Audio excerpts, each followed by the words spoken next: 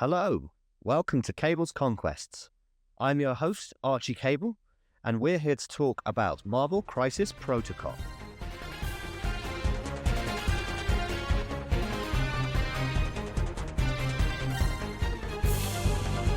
The name's Cable. Remember it.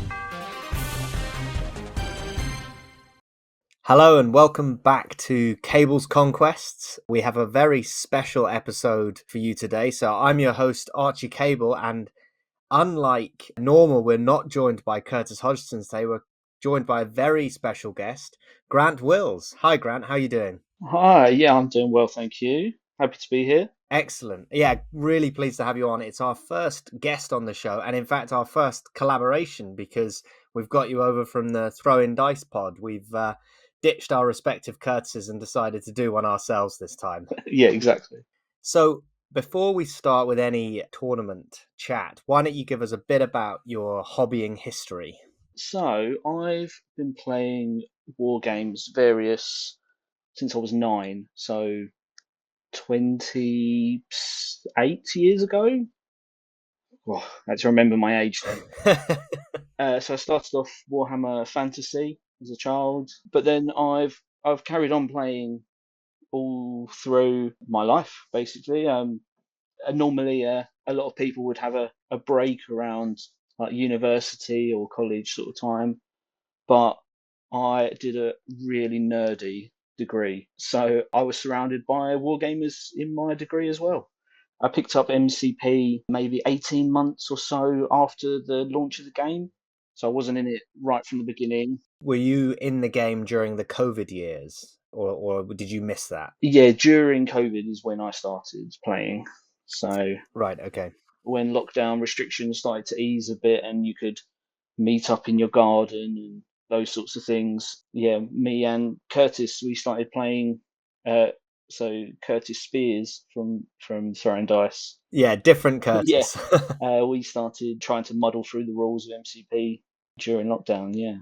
Oh, that's awesome that you managed to get in through lockdown, because it's not easy to play war games. I mean, I guess I started getting back into hobbying during lockdown, but it was predominantly through painting. So, yeah, that's cool that you managed to get some games in.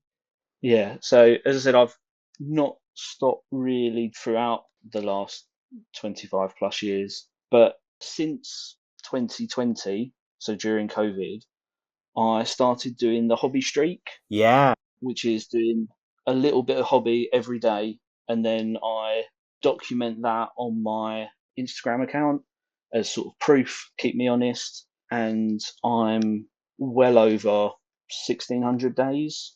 yeah, man, that's a nuts stat. What's that, like 5-6 years? So I started January 1st, 2020. So Okay, nice. it was nice to keep easy to keep track. So it's Yeah.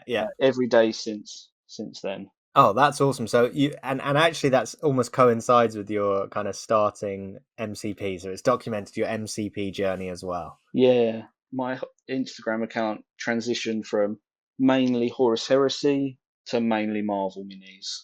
Nice. And it's a fun one. You get a daily dose of toy soldiers on the Instagram and also your dogs, which is a pretty nice combo.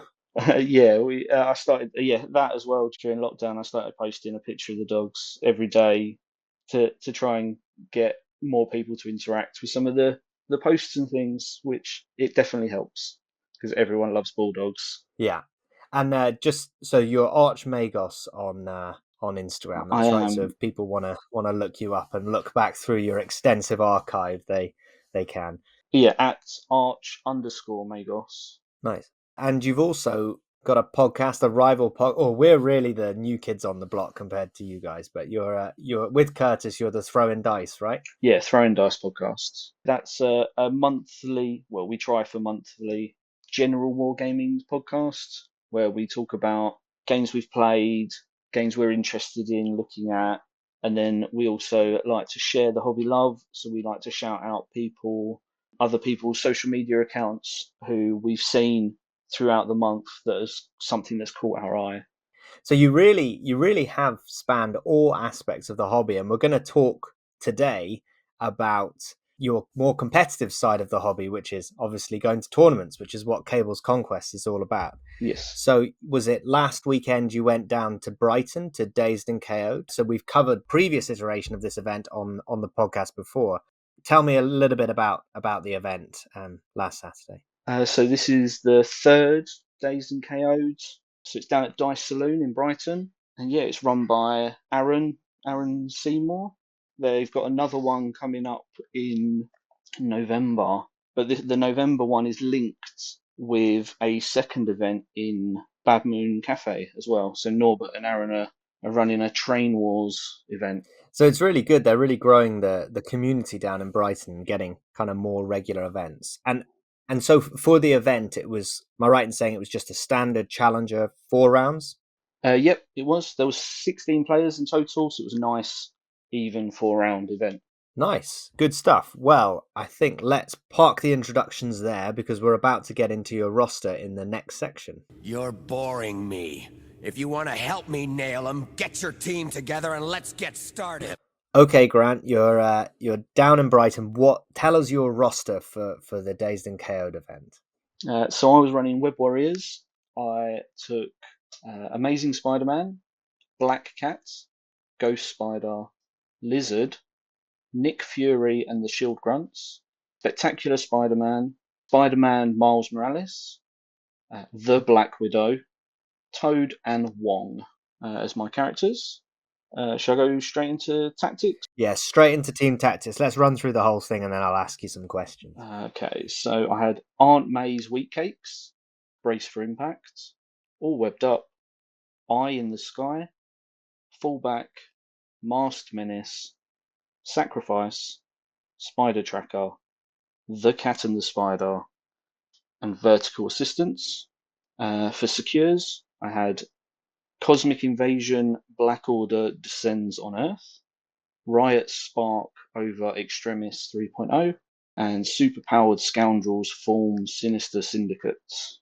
And then for Extracts, Mutant Extremists target US Senators, Paranoia pummels Populace, and Spider Infected invade Manhattan. That's cool. So it's a pretty kind of solid webs list with a couple of spicy inclusions. So first of all, are you thinking Miles Morales leadership or are you thinking Amazing Spider-Man leadership? I have not run Amazing Spider-Man's leadership ever. So yeah, it's purely Miles. Yeah, fair enough. Miles' leadership is really good and he's just a great character. So with that in mind, what is kind of the core, I guess maybe just give the listener an idea of what's the kind of core characters you use and what's the game plan for webs? So my initial game plan for every game is to try and go as wide as possible. And then when crises don't quite match up or the characters I would like to run don't quite match up is when I start to add in like the 5 threats or the 4 threats. So normally my basic core would be Miles, Spectacular Spider-Man, Ghost Spider and Black Cat. So 12 threat, 4 models, and then build up from there unless circumstances would dictate something slightly off-piste. Sure, yeah. Pretty solid kind of bunch of very strong 3 threats running around just irritating. And I guess we'll come back to the characters in a bit, but that kind of game plan is really reflected in your crises with super wide crises. So you've gone kind of the 2D maps, not the spider portals, the pay to flip D map. No. Was that just you don't like pay to flips or? Correct, yeah. With webs, I think you're trying to leverage that your extract play more than your secure play because you're so mobile you can get around to almost anywhere on the map. So yeah, having those 2D secures mean you're spreading out the fight, which also means you're limiting the number of people who can attack each of your characters as well. So it's just trying to survive long enough to score as many points as possible. Yeah, I guess you've got some pretty high scoring crises. So say you won priority and you were on you saw across the table from you that there was a low number of extracts. Would you tend towards your extracts to try and score fast? Or would it really, I guess, depend on their secures? I look at the secures first to see if there's something I really don't want to play. Mainly demons downtown. or an abundance of pay to flips. Okay, yeah. And then if I don't see those type of crises, then I would consider taking my extracts. Yeah, so if I don't see that my opponent has demons or pay to flips, I would generally be okay with taking their secures and my extracts, yeah, to get those faster scoring games. Yeah, that makes sense, because what you've got Senators, which is 6, and then the other two are really 5 points on the board. So yeah, they're pretty fast scoring. So is someone like Amazing Spider-Man in there for that pay to flip? Say you have to play a pay to flip, you've lost priority and they've drawn their pay to flips. Is that what he's in there for? Pay to flip king? Yes, yeah, he's one of the main reasons for him, and then he's also there for when you need to sort of dive deep into your opponent's side of the board to grab an extract. Right, yeah. So if your opponent's got like a lizard or someone who could then dive into your side and grab one of your spider infected, you've got Amazing Spider-Man who can go and grab one of theirs and be quite tanky and resistant. Yeah, under that Miles leadership, he can be insanely tanky with re-rolling the skulls as well. And I guess you've got your own lizard for that deep dive as well, if you need to.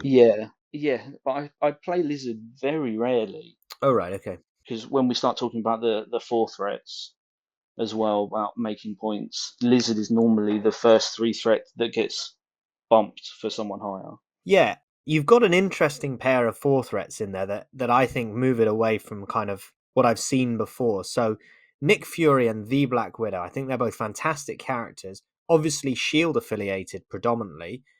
Would you ever pivot to S.H.I.E.L.D. first of all? No, because of the tactics cards. Because Shield rely really heavily on their tactics cards. Yeah, sure. I guess the only one is Eye in the Sky, right? Mm. That's not even S.H.I.E.L.D. affiliated. Yeah. Yeah.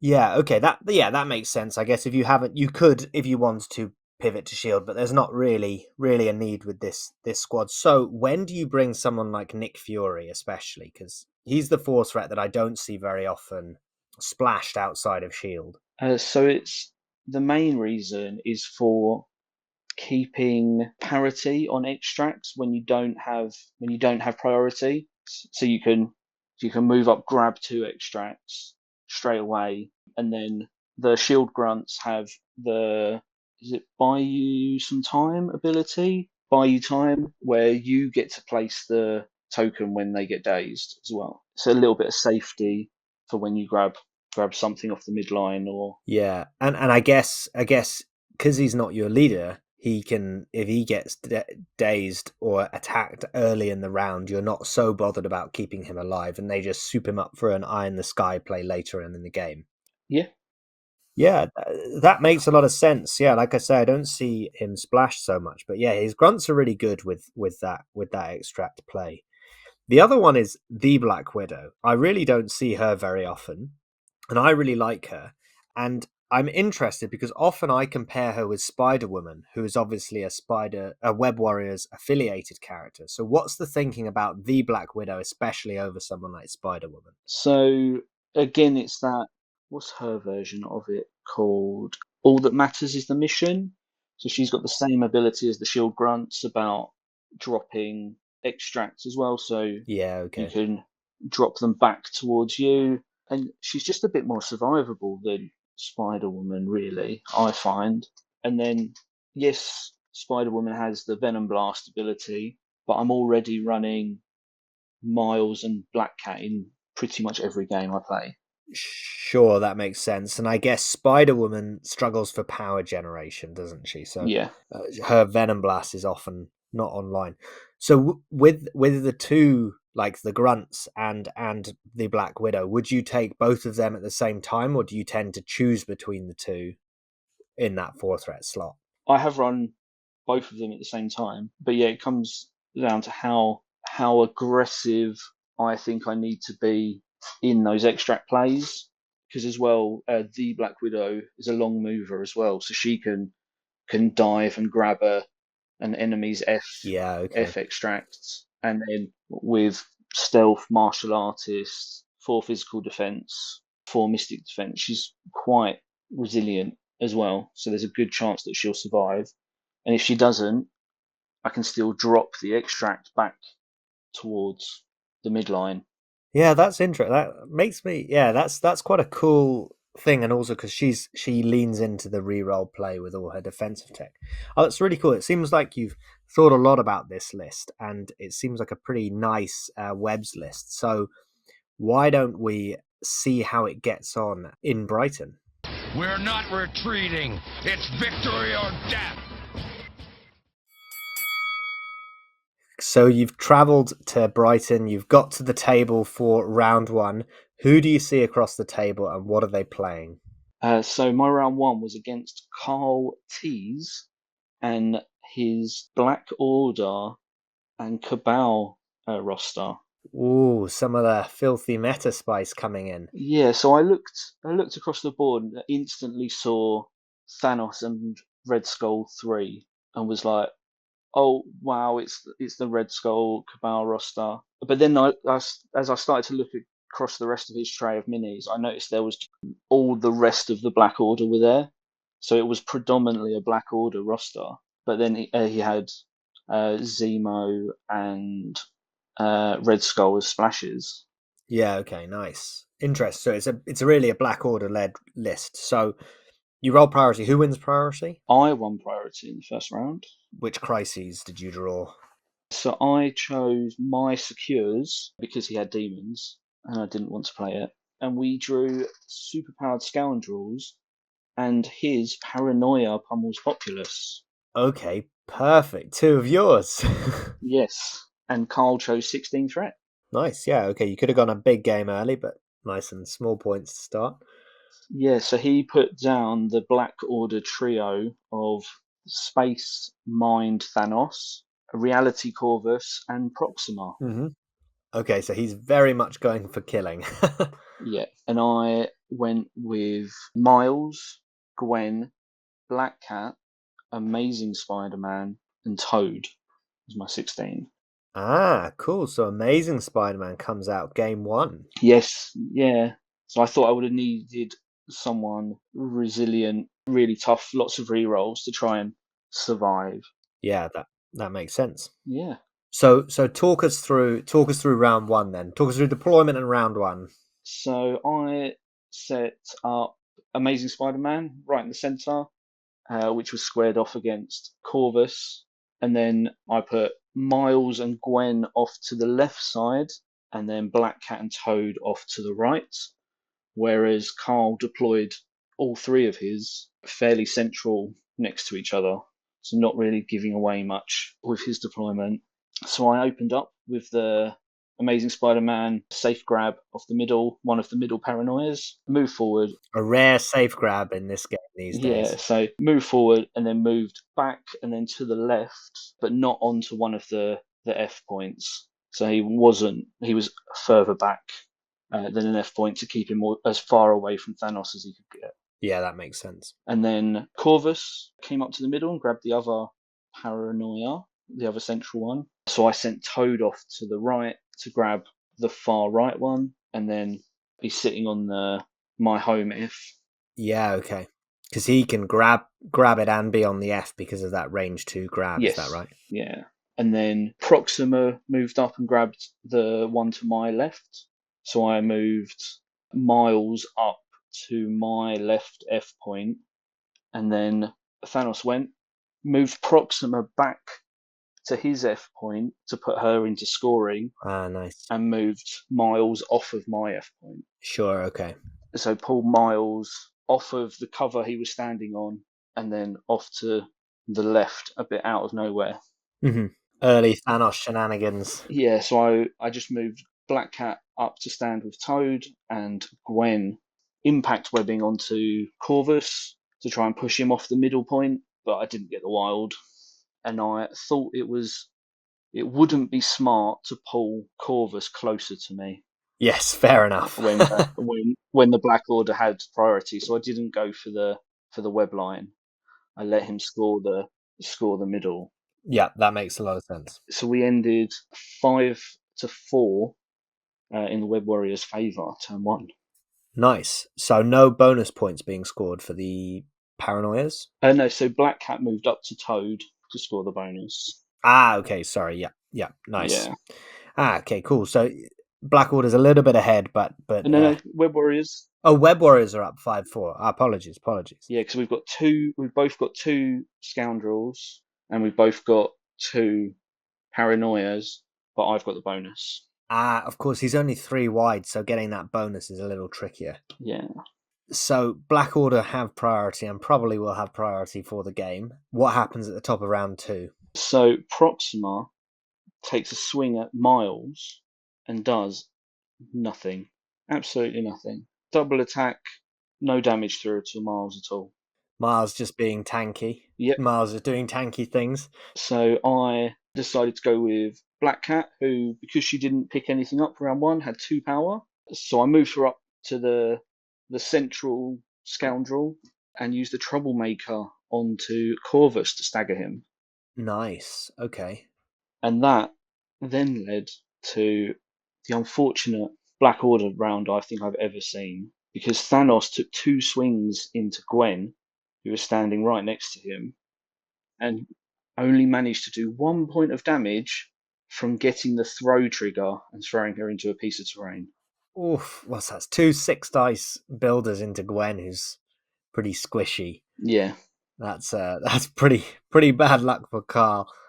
But yeah, so Gwen and Miles then teamed up to Daze Proxima. Nice. And take the back F point. Awesome. Corvus took a swing into Black Cat, standing next to him, and only did 4 damage. So left her on 1. Right. So 4 damage with 1 attack. Yeah. Because he's been staggered. That's pretty good. But I guess against yeah, you want to be dazing these webs. Yeah. So there was a death decree on it as well to get the extra dice, because Black Cat is surprisingly tanky with her revised card. Yeah, and actually against Corvus she's pretty good because he can't reality gem. Yes. Yeah, that's nice. Yeah, that's a nice play from Black Cat early doors to stop Corvus in the tracks. So how did that round finish after a pretty unfortunate set of attacks from Black Order? So yes, Amazing Spider-Man moved up, scored another one of the points, which put me up ahead 12-6. So I scored 7 points, that round. Yeah, so you've been really able to take about 7 points. Yeah, that's pretty tasty. So what, 3 paranoia, 3 scoundrels and the bonus? Yeah. That's pretty tasty. Yeah, getting that bigger lead. You've done well. You've taken advantage of Black Order not quite being able to do their worst. Yeah, because of those absolutely atrocious dice, Carl was really power starved, so Thanos couldn't Cosmic Portal me as well because he just didn't generate any power. Yeah, it didn't go well for him. So round 3, Black Order still has priority, of course, and needs a big swing. So what does Carl do to try and stem the tide? So Proxima dazes Miles once she wakes up. Nice. So she comes back swinging. Yeah, Proxima and Corvus are still out of husband and wife range as well, so he doesn't get the double because Proxima's on a back F point and Corvus is still in the middle of the board. At which point, Black Cat's got 4 power, so she double Troublemakers, 1 into Thanos, 1 into Corvus. Oh, Black Cat just doing what she does really, really effectively. Yeah. So that 4 damage he did with Corvus the round before was the downfall of Black Order. Yeah. So I get the double stagger off, but Corvus still manages to daze Gwen with his 1 attack, but that just leaves Thanos out on my home F. So Amazing Spider-Man just runs to the opposite side of the board to score the far right scoundrel point, and Toad just sits where he's been for the whole game. And I score out at 16 points at the end of turn 3. Right. Wow. So quick game. Round 3 is really when Web Warriors want to be playing. That sounds like a really effective Web Warriors game. I guess Carl was up against it with going 3 wide, needing to do lots of damage, and just that round where he couldn't quite get the damage through, and then Black Cat coming in and just staggering is just a difficult to deal with for those big attrition teams into webs. Yeah. So yeah, Carl was very unlucky with those attack rolls, and then because of that, he was power starved for both round 2 and 3, and that's where the game ended, unfortunately. So it was 16-10. Okay, so he made up a little bit of ground on you, but you played it well. You effectively managed the game, and so congratulations! Your first win of the day. Getting down and getting a win under your belt is always nice. So you can take that, put it in the bank for game number 2. So my second round was against Vid Cleo. So I asked if Vid was his real name, like his actual name, and he said yes. It's short for David.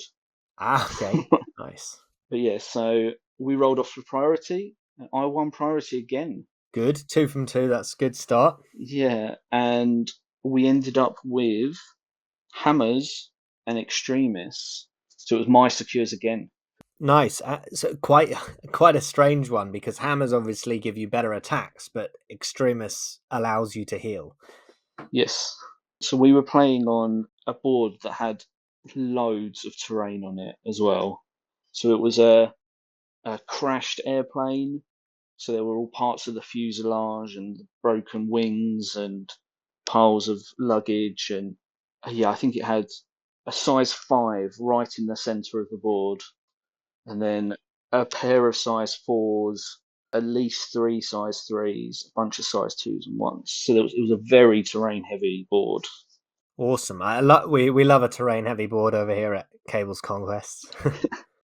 So David chose 18 threat. So I went with Miles, a spectacular Spider-Man, Black Cat, Gwen, Wong, and Nick Fury and the Shield Grunts.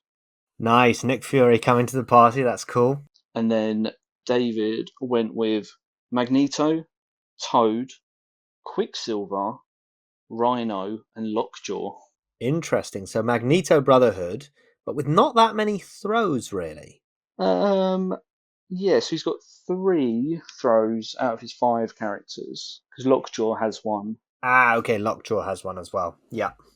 But yeah, so during deployment, I set Miles, Gwen, Peter, Black Cat, and Wong up fairly centrally as I was waiting out to see where Magneto went. Yeah, sure. So Magneto was put on my right flank. So I put Nick Fury on the left and the Shield Grunts on the right. So I separated them, one on each flank. Oh, okay. Yeah. And then my first move was the Grunts to go grab the midline hammer in front of Magneto, and Nick Fury to go grab the left hammer. So straight away I'm grabbing 2 hammers. Nice. Yeah, so that's what you talked about at the start, about why Nick Fury comes in. So you've got priority and you've immediately gone 2 up on the extracts. That's pretty cool early play from Nick. Yeah. And then David then used Lockjaw to pick up a size 3, throw it at a size 2, and give everyone a point of power. Nice. With Magneto's leadership. Yeah, okay. And then he teleported Magneto forward, the range 3 teleport, and then I think he moved himself just up to his home D. Nice. Clearly a thought out early Magneto play from Vid, which is why he's brought Lockjaw along, really. Yeah. I then used Wong to meditate, give a point of power to Spectacular Spider-Man. Just moved on to my home D point. David sent Rhino up after Nick Fury. So actually, I think he waited. He might have used Magneto next, actually, which was Magneto to KO my grunts. So I then dropped the hammer back towards me. And he then chose to advance Magneto and pick up that hammer. So Magneto ended his turn deep, like in my half of the table. Right, okay. So Lockjaw's been able to get Magneto far enough up the board where he's been able to attack and move to grab the hammer. Yeah, but that means Magneto's holding an objective and is out on his own, so he can't use Asteroid M. Of course, yeah. That makes sense. I guess you gave bit of a difficult choice there, because if he leaves it, one of your characters will just go and scoop it up. So, but yeah, that's tough. Yeah, I used Peter to go pick up my home hammer and just wait there to see how the board plays out. At which point, yeah, Rhino and Quicksilver go over towards the left D point where Nick Fury is. I think a couple of attacks are thrown, but no damage or not a lot of damage goes through. At which point I send Miles and Black Cat over there, so I'm 3-2 on that point. Oh, of course, because they've both all got loads of power. They've managed to get everyone up. Yeah, and then I send Gwen jumps past Magneto over to the right extremist point. So I score 5-3. Yeah, nice. So you're up on the secures because Magneto's had to overextend. Yeah, so I've got three secures and 2 hammers against his 2 hammers and 1 secure. Nice. So those shield grunts doing their job. Yeah, they're a bit of a meat shield, but being able to drop that objective means that you can really control that tempo of the game, which is great. Yeah, so for turn 2, I play Masked Menace. Ah, nice. One of the newer Web Warriors cards. Keep calling them Spider Foes. I'm so used to it. Yeah. So for those that don't know what it does, a Web Warriors character can spend 1 power. For each power spent, you can place a camera token. The camera tokens must be at least range 3 away from each other. And then when a Web Warrior character deals damage to an enemy character with an attack or a superpower, they gain an extra point of power if they're within range 3 of that camera token. Right. Okay. Yeah. Nice. So it's a bit of a way to generate a bit more power from web for webs. Yeah, it's a nice way to get a little power bump earlier in the game, especially now that advanced R&D has gone. Yeah. Nice. Of course. Yeah. It's good round 2 power gainer. So Vid's got priority. Am I right in saying? So he gets to pop off first. Yeah, so he goes. I think he goes with Rhino, and again has a bit of a unfortunate turn of not being able to do a lot of damage to Nick Fury. So he doesn't quite earn enough power for robbery. Yeah, see, that's it now. It's gone up in cost, and it makes it that much harder to get off earlier in the games. Yeah. Yeah, at which point I move Fury back towards my home D point with his secure and resummon the grunts. Yeah, nice. So I've got him and a bit of backup back there, and then Miles and Black Cat go after Toad and Lockjaw on his home D. So we sort of just spread out away from Rhino. Yeah, sure. Leave him out there on his own, and we end up in a big scrum sort of around his home D. Yeah, awkward characters that are a little bit pillow-fisted. Well, Lockjaw's activation actually was a teleport over towards Magneto, a teleport, and then a teleport Magneto closer to them. Ah, so he's bringing his big Yeah. boy back. Yeah, so it ends up with Quicksilver, Miles, Gwen, Black Cat, Toad, Magneto, and Lockjaw all around this home D by the end of it. But yeah, so both Toad and Quicksilver get dazed as well amongst this big skirmish. Rhino decides to hang out on that left extremist point because he's got no power at the moment. So I send Spectacular off to the right extremist point to go pick up that one. So I finish round 2, 10-6. Nice. So you've been able to maintain that 2-point advantage again in that round. And yeah, I guess Rhino going first and not being able to do much has set him back. And I guess that's when Lockjaw coming in to bring Magneto, but still Magneto was already out on a limb, so he's probably already still having to do quite a lot of work to get back in and do anything useful. Yeah. Yeah, so nice. So Web Warriors running around doing Web Warriors things in the first 2 rounds. How does it fare in round 3? So Magneto, he opens up with a spender. He places his construct right in the middle of this big scrum, and then uses his spender to make it explode into Miles, Gwen, and Black Cat. Interesting. Okay. He targets Black Cat first, so Gwen uses Lifesaver and pulls her out Sure. Yeah, of the nice. radius. Because although crits don't explode, Magneto has a hammer, so he is rolling a lot of dice. I think it's up to 8 dice. Ah, okay, yeah. Yeah, that's a pretty tasty area attack. You don't see a spender too often, but that sounds like a pretty nice way to use it. Yeah, especially because there's so many people around this one point. But the dice let him down, and I think he does 1 damage to Gwen, and he completely blanks out against Miles. He rolls Oh, no hits, crits, or wilds. that's tough. That's his big play that he's been building up for, and it's a good one, but Yeah. yeah, dice are fickle. So yeah, at that point, I use all webbed up, and yeah, during that Gwen KOs Quicksilver, and I think Miles KOs Toad as well. Nice. Okay, good all webbed up turn. I guess both those characters really hate the slow as well because they can't escape you. Yeah, Rhino comes out back to my home D to try and put some damage towards Nick Fury. At which point Black Cat runs and grabs the extremis point that he just left. We spread out, going 14-10 at the end of round 3.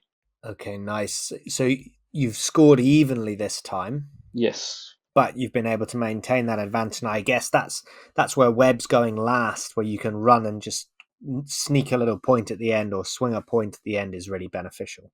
Yeah. And then during that round, Gwen was also able to separate Lockjaw and Magneto. Okay, yeah. So Lockjaw didn't get his good boy power. Yeah, okay. Nice. Yeah, that's good from Gwen. So suddenly he's not able to do all of his teleporting shenanigans. Yeah, so Lockjaw's really, really power starved, and yeah, for this last round, yeah, throughout this whole turn, this whole game, really, Rhino's been so starved of power as much as you can starve someone in a Magneto list. Yeah, sure. But yeah, I think he gets the robbery off finally in turn 4. But I've not lost any characters, Yeah, okay. so we just I get to spread out across turn 4, and we finished the game at 17-14. Well, okay, so Vid is clawing it back. And this, I guess, is the thing with Webs is they grab an early lead and then just hang on, and you're able to just hang on as his kit comes more and more online with the likes of Rhino. Yeah, Did you end up losing any characters in that round, or were they all healthy by the end of the game? no, so I think Gwen and Miles got dazed by Magneto in that last round, but they neither of those were holding extracts. Magneto showing up just a little bit too late. Yeah, but yeah, we had a really good chat after the game as well. So yeah, Vid is. I'm not sure how new he is to the game, but he's definitely new to Brotherhood because he said he got half the roster back from the painters that like the night before. Oh right, okay, nice. Well, good on him. He's got them all painted and on the table, which is good. But yeah, Brotherhood's a tough list. The Magneto one especially. Yeah, Sounds like he had some nice game with Lockjaw and Magneto though, using Lockjaw as his delivery dog. yeah, definitely. So we were chatting about it afterwards though, and I was saying that if he'd put Juggernaut on the table, it would have been a completely different game. Yeah, sure. Yeah, Magneto, Juggernaut, and Rhino were all 3 characters that Web Warriors are going to struggle to put any damage through onto them at all. Yeah, of course. Yeah, so you're then just relying on scoring as fast as possible. Yeah, and that I would have to constantly be running away from him because any one of those with a good swing will just daze a character. Thankfully, that if it didn't put Magneto down, it didn't put Juggernaut down. Juggernaut down, yeah. And you got your second win of the day, so you're going to lunch 2-0. Yes. This is great. Web Warriors doing Web Warriors things. So you have lunch, you reset, and you go into round 3. What does round 3 have in store for us? So I get drawn against Adam Nicholson, who's playing a Midnight Suns Asgard roster. Cool. Nice. So he's got a Midnight Suns roster that doesn't have Immortal Hulk in it, but then he's got the new Asgardian box in it. So he's got new Thor, new Loki, and I think it was Lady Sif was in his roster. Nice. Yeah, the new hotness Asgard, really, with that box coming out. Yeah, so I've obviously not played against any of the new Asgardians. Yeah, I was a little bit wary, but I have played a lot of Midnight Suns myself. So for that sort of side, I was a bit more confident on. Sure. So again, I won priority. Nice. We went with my extracts because he had Research Station, and although I, as a player, really like playing Research Station, I didn't quite fancy going into New Asgard on it with webs. Yeah, sure. A little bit slow for webs against big punchy boys. But yeah, so we went with my extracts on this one, and we drew Extremis again, so Riot Nice. Spark and Paranoia. Okay, nice. So he's gone with Riot Sparks in his secures. So Yeah, so pretty wide. yeah, two of our secures overlapped. So he had Cosmic Invasion and Riot Sparks, Yeah. Okay. but he had Infinity Formula instead of Superpowered Scoundrels. Which is not too bad for webs, I suppose. Yeah, but yeah, so we went with my secures, and we went at 17 threat. So this one was played on a Hydra board. Awesome. So it had the Hydra cannons, the generators, the tank, and then it had the Weapon X bunker on it, but it was stripped of like its symbols and painted up as without the snow. It's like a Hydra bunker almost. Yeah, and then there was That's like cool. some 3D printed like rocks and bushes. Nice. And stuff on it. So yeah, it's an interesting table, one you definitely don't see often. Yeah, that's awesome. So for 17 threat, I went with Miles, Spectacular Spider-Man, and Black Cat, Nick Fury, the Grunt, and the Black Widow. Nice. Okay, so you actually put down on the table what could be a shield roster, but obviously we talked about it, and it's got to be webs. Yeah, and then I was faced off against Blade, Doctor Voodoo, the Iron Fist, Bullseye, and Gwenom. Ooh, Gwenom, nice newish toy that hasn't seen too much, and probably quite good in Midnight Suns with that bump. Yeah, she works really well with that. Yeah, because after her builder, she gets a long move if she's bumped, which still always catches me by surprise. So I opened up by sending Nick and the Grunts to go grab the two middle Paranoias. Nice, same players before, getting them in early for that steal. Yep. Adam sent Iron Fist over to grab the left Paranoia, and then I sent Black Widow, or the Black Widow, to go grab the right Paranoia, and then he used Gwenom to bump forward, but he attacked the Shield Grunts. So I think it was actually a move. Yeah, moved, attacked, he KO'd the Grunts, and then used that long move to then pick up the extract from where I put it. Yeah, okay, nice. Yeah, so she's quite a good counter with that move after the attack. Yeah. Yeah, so which ended up with her actually on my home D point. Oh right, okay. Yeah. So I think it was a pick up and then a bump. actually. So it was move, Yeah, attack, yeah. move, pick up, bump. Nice. Okay, nice from Gwenham. Nice early play. Yeah, so at which point I sent Black Cat and Peter to go sit on my back point to make sure I scored that. I think they both moved and put an attack in, but didn't do a lot of damage. Maybe did 1 or 2 points each. So sort of powered her up, but didn't make much headroom. And then I sent Miles to go over to the far right extremist point to score that. Yeah, so his home point was held by Bullseye, and Blade and Voodoo started making their way over towards Miles. So it was a bit of a dicey situation, like Yeah. was brewing over there. But I finished the round 5-4. So I had 2 paranoias, 2 extremist points, and the bonus. And he had 2 paranoias and 2 bonus points. 2 extremists, no bonus. Yeah. Okay. So you've managed to squeak a lead, but Gwenham is looking threatening on your own objective. So what happens round 2? Do you keep priority in this one? Is that right? Yeah, we're both 5 wide. So I start off with the Black Widow attacks Blade. So I use Masked Menace again, and then use here, and then the Black Widow tries to daze Blade. Yeah, energy, right? So pretty good against Blade. Yeah, but she doesn't quite manage it. I think she leaves him on 1 or 2 health left. So not, and then Adam decides to retreat with Gwenham to get Gwenham off my back point through a mix of bumps and attacks and long moves. Gets all the way back to his home D. Wow, nice. Yeah, because of course with the bump he can then do a double attack and still do a double move. Yeah. That's a double long move with Gwenham. That's pretty cool.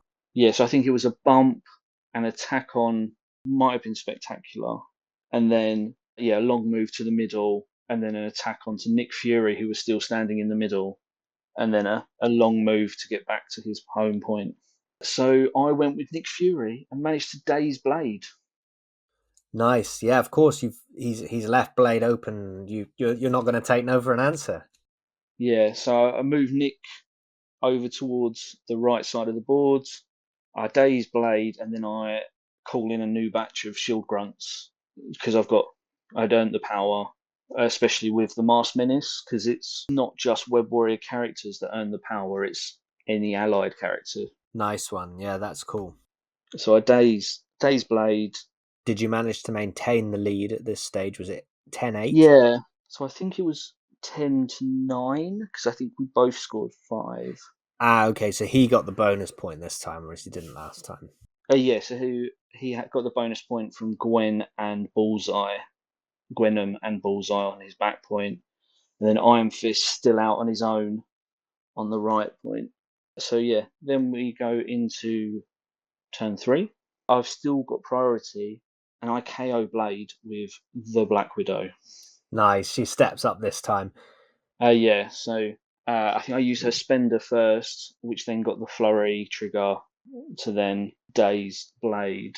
Yeah, that's a really tasty spender, that one. You know, the 7 dicer, if you get the trigger into 5 dice with full rerolls, especially against Blade, who hates his energy. Yeah, so it's removed his leadership, so it's removed the bump, which has been a pain. Yeah, okay, nice. So Dr. Voodoo then possesses Black Widow to drop her paranoia disturbance, but because of Black Widow's ability, he can't pick up afterwards. Yeah, nice. Okay, that coming in clutch again for you with the grunts and now Black Widow. Yeah, so and then Voodoo also dazes Miles as well. Oof, big Voodoo turn. I guess Miles hates Voodoo because of those mystic attacks. Yeah, and then Iron Fist still standing out there on his own over on the right point. Black Cat is still just standing there on my home point, and Spectacular sort of moves up to the middle of the board to maybe start getting involved. But in this one, because I drop the Black Widow's piece and it just sits on the floor, Adam actually takes the lead at the end of turn 3, Oh, okay. going up 14-13. Oof. Tight game, and he's close to scoring out, but he's lost his leader, which is quite a big deal for Midnight Suns with that bump.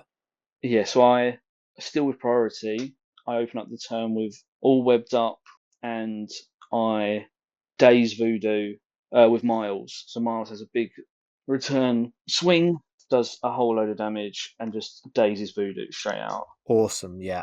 Yeah, Spectacular, Spider-Man, and Agent Widow go over and have a go at Bullseye, daze Bullseye, and contest the point Gwenham is standing on.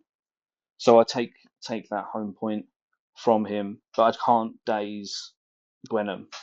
Nice. So a good all webbed up, doing what you need to do with these webs is that one big turn where you can punch through people.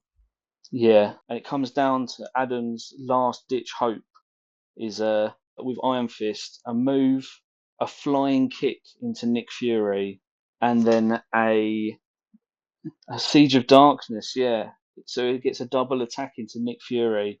So he's left the Siege of Darkness quite late, though. Yeah, so because Blade got dazed and then ultimately KO'd fairly early, and Voodoo was sort of hanging back, and then Iron Fist being right out on his own for the whole game. Yeah, okay. He didn't really have an opportunity. So he used the Siege of Darkness, but unfortunately, he doesn't quite get through Nick Fury. So Black Cat steals the disturbance from the Iron Fist and then runs over to his side D with a grappling hook and a long move. Right, okay. So yeah, we finish at 19-16. Ooh, so tight. So he really needed to take out Nick, who was holding a paranoia, right? Yep. So that would have lost you a couple of VPs and it would have gained him at least one, and would have forced Black Cat to try and do some damage. Sounds like a pretty tight game, though. I guess the getting rid of Blade early and the all webbed up probably just did enough to swing it in your favor, right? Yeah, it did. It really did. The Black Widow was definitely the star for getting the daze and KO on Blade, which sort of grounded Gwenham as well, so it stopped her being so mobile. So she was sort of stuck back on that home point. Yeah, it sounds like Gwenham was a real menace early, but then her efficiency once Blade went really dropped. So it shows how much that bump is crucial to her kit. Yeah. Well, awesome. So sorry. Let's take a step back. We're 3-0 going into the final round. That's pretty awesome for your Yeah. for your first outing on Cable's Conquest. Web Warriors doing you well. Shall we move on to round 4, fourth and final round, and see how you get on there? Yeah, so I came up against Nick Cork and his Hellfire Club in the final. Oh, Hellfire. Okay, so they're similar to Webs in the sense that they want to do all this extract nonsense and try and win the game as fast as possible. Yep. So Nick won priority and chose his extracts because our secures were identical. Right, okay. So we ended up with Scrolls and Superpowered Scoundrels, both 20 threat. Okay, so no choice of threat. In the first chance, you've got to choose threat. And Scrolls, okay, so one of the ones that you don't have. Yep. So I really didn't want 20 threat Okay. going into this because at 20 threat, Hellfire can have all the toys they want. Yeah, so I wanted any other extracts except Scrolls. That's how this game works. If you really don't want one, you draw it. Yeah. Roster was Miles, Gwen, Black Cat, Spectacular Spider-Man, Nick Fury, and the Black Widow. Okay, so same as the last game, is that right? Or did you lose someone last game? So I've gained Gwen. You've gained Gwen, that's right. Yeah, nice.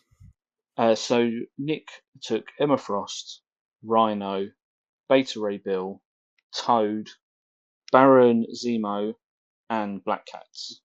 Nice. So yeah, he's got all the toys. Yeah, so Hellfire Club putting out all the best models on the table and see what sticks.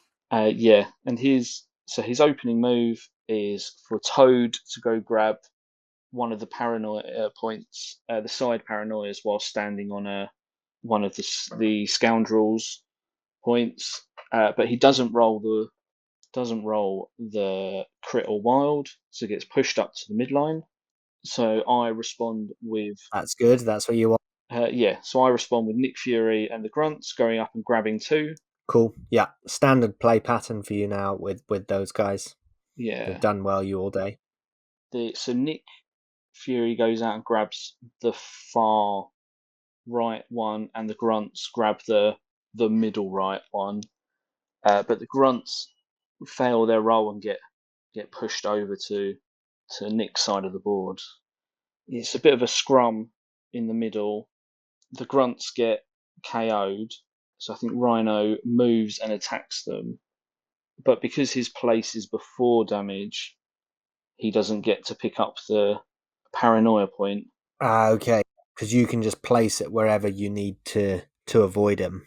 Yeah, so I then send the Black Widow up to pick it up, and then she doesn't take any damage because she's close enough to Nick Fury. Wait, sorry, are we playing Skrulls, right? Oh yeah, sorry, Skrulls, not Paranoia. So she picks it up and doesn't get moved. Yeah, okay, nice. Yeah, that's what you want. I played Paranoia so much that day. I'm blurring into one. Yeah, of course. And they both got 4 points. Yeah, so the Grunts picked up, the Skrull closest to me, but got pushed over the midline, where they then got attacked by Rhino. I then send Black Cat over to the left, Gwen over to the right, and Miles over to the right as well, just to try and shore up that side, because Zemo tries to dive towards my back, towards my F point. So I have to put 2 people on it to hold it. And we finished the round 4-all. Okay, so tight early round. He's been pretty bold coming up with Zemo, but I guess you've been able to mitigate it with your superior numbers. But yeah, so I play Masked Menace going into turn 2 again. Nice, yep. So I put 1 camera over on the left with Spectacular Spider-Man, and 1 camera over, it's sort of in between the middle point and Nick's side F point. So I've got one on the left and 1 on the right. So where sort of the action is all sort of going to take place, hopefully. Yeah. And then it starts off with a robbery from Rhino stealing the Black Widow's scroll. Okay, so he's gained enough power from hitting the Grunts, and of course the leadership. And yeah, means that okay, yeah. So he's got that 4 power right at the start of turn 2. So the Black Widow gets thrown towards his deployment zone, out of the way of everything. And then Gwen takes a swing at Black Cat. His Black Cat does 0 damage with her first swing. And then with her second, she gets a second attack. And then with her freestyle beatdown, the second attack gets 3 extra dice. So it's a big swing into Black Cat, and I do 6 damage on 7 dice without crits. Oh, nice. That's the spike you need after an awful attack. But Black Cat has enough power to recalibration matrix.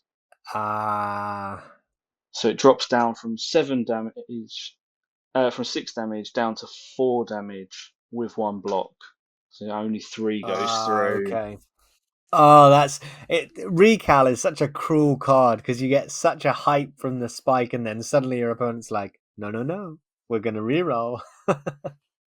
Yeah, which meant Black Cat still had enough power to then troublemaker the Black Widow, who is stuck in his deployment zone. So I have to send Nick Fury up to daze Black Cat so I can score that scoundrel point. So that's all going over on the right side, and Zemos comes over and takes a swing into Gwen, but doesn't daze her. And then over on the left side, Spectacular Spider-Man has a swing at Toad, but doesn't daze him. And then Emma Frost has a swing at Peter, but doesn't daze him. And then Miles has to hold back to try and score one of my back F points. But then Bill just walks up and throws Black Cat off the point and scores. Okay, yeah. So he got Toad and Emma on his home F, and then Bill on my F. Rhino in the middle of the boards, but then I've got the two F points to my side, to my right side. But the score is not going well. Yeah, so what was the score at the end of round 2? It's actually 10-5. So he scores 6 points and I only score 1.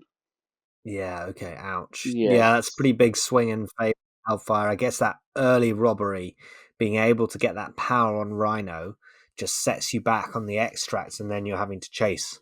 Yeah, it's just their power train is well and truly underway, with a leadership trigger at the end of turn 1 and then at the beginning of turn 2. And they've got loads of power. And then they've got priority as well going into turn 3. So there's another leadership trigger goes off early. So they've just got all the power. I've dazed Black Cat, but that's it. Everyone else has been healed up. So I used all webbed up with Gwen here because there's Rhino, Baron Zemo, and his Black Cat around her. But I actually start the turn by activating Miles. So Miles swings over towards the webbed up Rhino and uses his spender, Venom Blast, at 9 dice because of all webbed up. I do 1 damage. At which point I've got to change my plan of trying to daze Rhino here.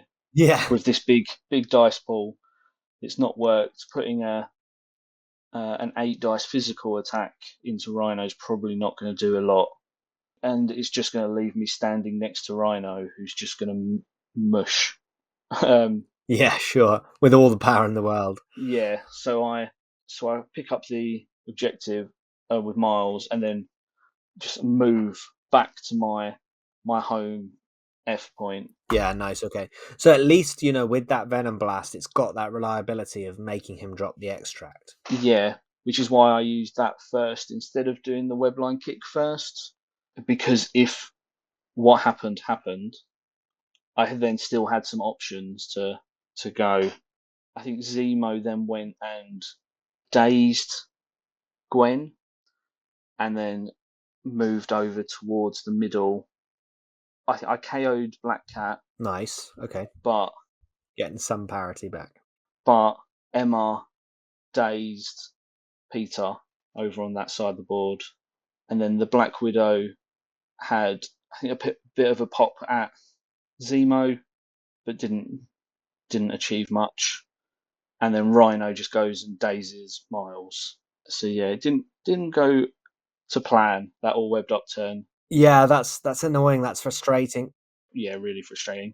Yeah, so because Peter dazed before I activated him meant that I didn't have last activation. So Black Cat on her own against 3 characters moved to a point and staggered, but Bill, already standing on the point, just threw her off. So didn't achieve anything. And then Toad moved from the left F point all the way over to the right F point because my characters standing there were injured, and he was healthy. So it ended in a big final turn 3, which ended the game 18-6. Oh, yeah, that's a tough scoreline. Yeah, so I only scored 1 point in round 3. Yeah, it's really interesting because the Web Warriors and Hellfire Club have such similar game styles, but Hellfire Club have that real potency at the top of round 2 because of what you say, that leadership, and it just really put you on the back foot. Rhino being able to rob round 2 is basically like the card's never been nerfed. Yeah. You know, like that's it. It's almost now he's just a really good Hellfire Club player, and then all the rest need to wait until rounds 3, 4 before you can rob anyone. Yeah, completely. Because this is well with the changes where Hellfire has become a restricted card. Of course, yeah. But yeah, so Nick was running. It was actually a Hellfire Asgard roster as well. Oh, cool. Yeah, so he had Research Station in his secures, which is different for Hellfire. Yeah. Because he had that 15 threat Asgard splash. Yeah, so he could pivot down the middle. Yeah, if he wanted. That's a cool pivot, and I guess you can do that because you take Bill anyway with Hellfire. Yeah, so yeah, Bill, new Loki, new Thor, and then he had Lady Sif in his roster as well because she's really good. She's like a souped up 4-threat Zemo. Yeah. Uh, But well done on getting to the final. The final didn't quite go your way, but going 3-1 is still a very good showing. And Nick's a top Hellfire player, and he's a local lad, so it's good that a local lad wins the event. Eh? Yeah. So in round 3, the 4 undefeated were myself and then 3 of the Brighton boys. Oh right, okay. So home advantage really played a part.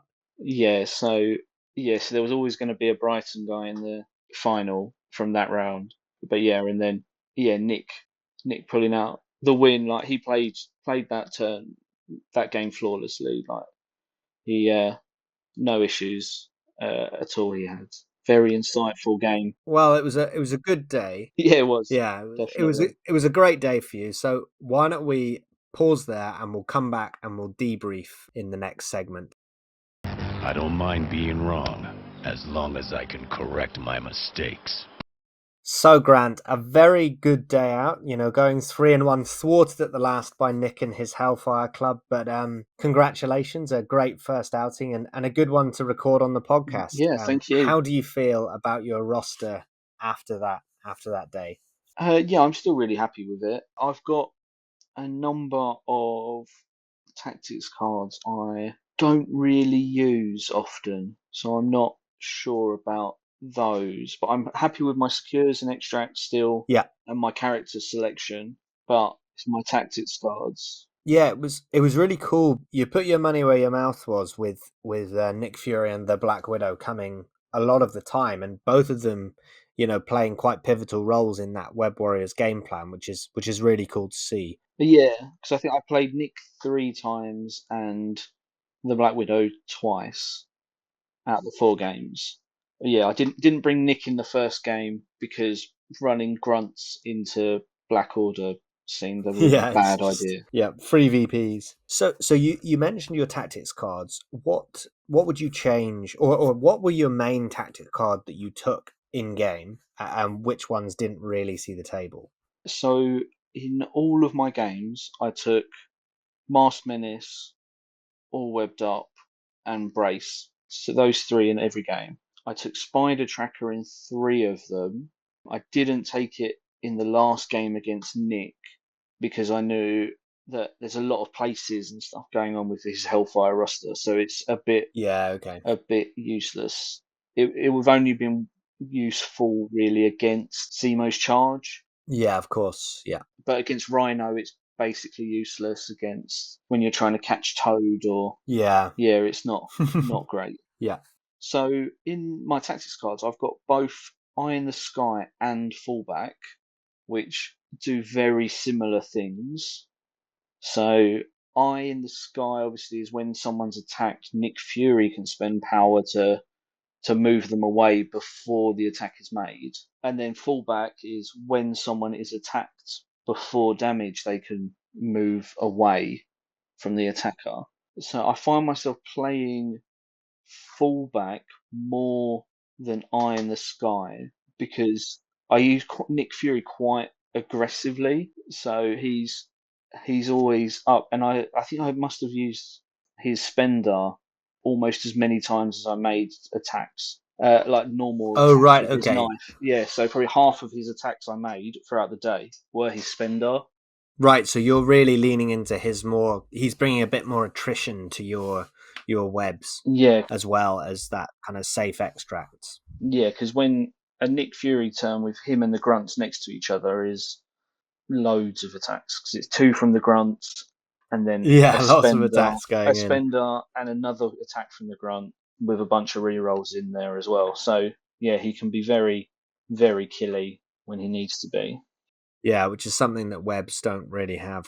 Would you consider, if you're going to drop a few tactics cards, bringing in some shield tactics cards? So you have that pivot if you need to go, say, down the middle on an E-map against a more attrition-y team? Well, yeah, that's not something I've really considered because the other card I'm questioning about is vertical assistance, Okay, yeah. which is the Black Widow, or is a Natasha Romanoff card, Yeah, yeah. which is like the old climbing gear.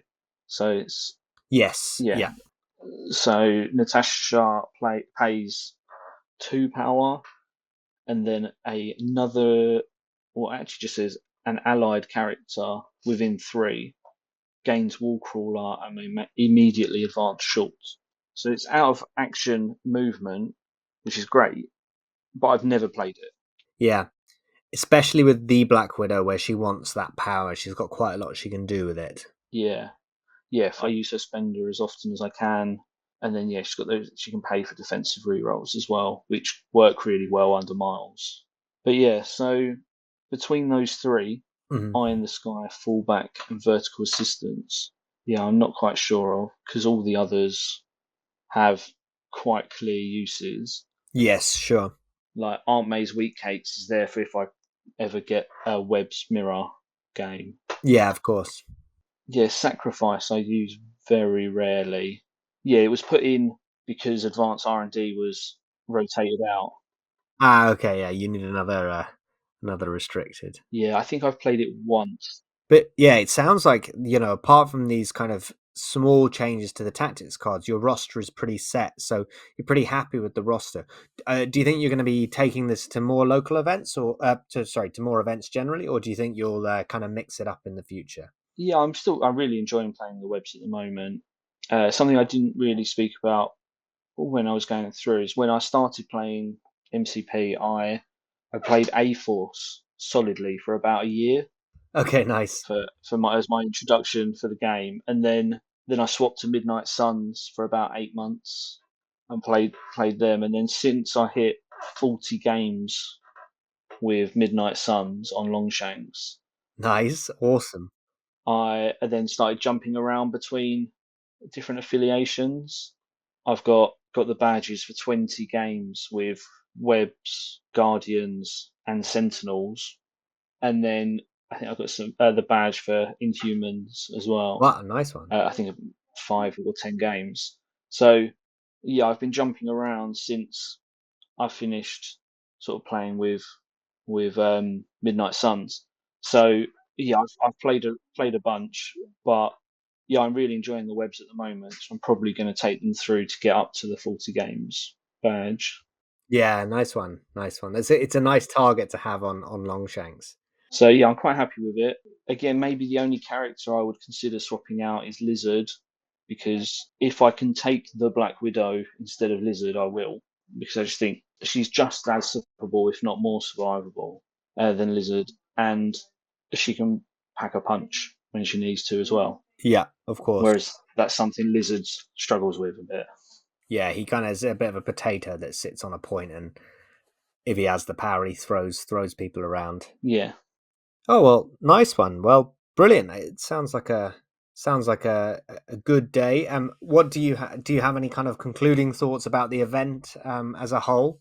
Yeah, so it was a really well run day. They changed the timings of this event from their previous one. So we started a little bit earlier in the day and then we were finished at a reasonable time, I think before 6 p.m. So then the store could have an evening game session run after us, Ah, okay, nice. Yeah. which it was more for the store's benefit, but it actually works out nice because they're traveling back from Brighton is Yeah, okay. a bit of a trek for me. But yeah, it was a really good day. Yeah, and I'm looking forward. I've got my ticket for the Train Wars one in November already. Fantastic. Yeah. So yeah, looking forward to that. Yeah, I'm gonna try and make it down to that one, but we'll see. Yeah, yeah, it's a bit of a mission for you, haven't you? Just trying to find somewhere to play, aren't you, at the moment? Yeah, exactly. Now that I've moved down to Southampton, I've lost my local gaming in London where there's every week games. So I'm getting more into TTS and but definitely needing some in real life toy soldiers in the future. Yeah, because I know there is a gaming group in Swindon. I know obviously not ideal for club nights, but I know they run events there at the Firestorm games. So maybe that's something you could. Yeah, I need to have a look, and there's places over in Brighton, in Bournemouth, and stuff that I need to get to. And in Okay. fact, I think you're around one opponent. Carl might be either a Bournemouth or a Southampton local. So Yeah. shout out to Carl if I've got the right Carl. But yeah, well, yeah, it's Carl Tees. He he's on Instagram, but it's a private account, so it's not much help Okay, for yeah. the wider community. But he does post on the Facebook groups, and his Black Order models are gorgeous. They are so well painted. Right, yeah, nice. But yeah, so keep an eye out for Carl Tees on the MCP groups on Facebook. Yeah, absolutely. Well, Grant, thank you very much for coming on Cable's Conquest. It's been brilliant to hear a different perspective on the game and a brand new list. We've not had a Webs episode yet, so you're the first. Oh, thank you. So just remind everyone, where can people find you? So my personal Instagram account is at arch_magos, or you can find me at Throwin Dice Pod. That's throwing without the G at the end. That's all one word. Throwin Dice Pod, and that's on Instagram and Facebook. And we've got a Throwin Dice community page as well on Facebook, where people are encouraged to post up what they're working on and any photos from games and stuff, because we love looking at hobby. Yeah, Fantastic. And definitely give it a listen as well on is it on kind of all the standard streams, is that right? Yeah, we're on Google Podcasts, Apple Podcasts, Spotify. Yeah, we're on all of those. Well, fantastic. Again, thank you very much for coming on. And just to close out, you can find me on Instagram at Smeagol's Corner, at Smeagol's_corner. And on the Discord as Archie RC. You can find me on Longshanks as I think I'm Archie Cable on Longshanks. But yeah, thanks once again, Grant, for coming on. And thank you all for listening. And until next time, keep up the conquest.